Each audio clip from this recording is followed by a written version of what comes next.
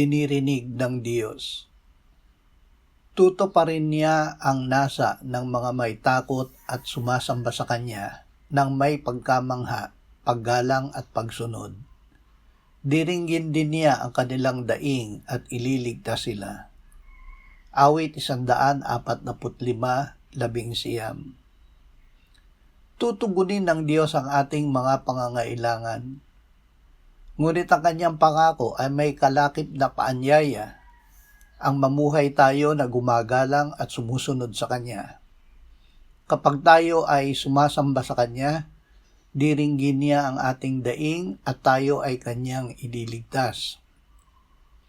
Ama, gawin mo na kami ay mamuhay na may takot at sumasamba sa iyo. Salamat sa lagi mong pagdinig at pagtugon sa aming panalangin. Amen.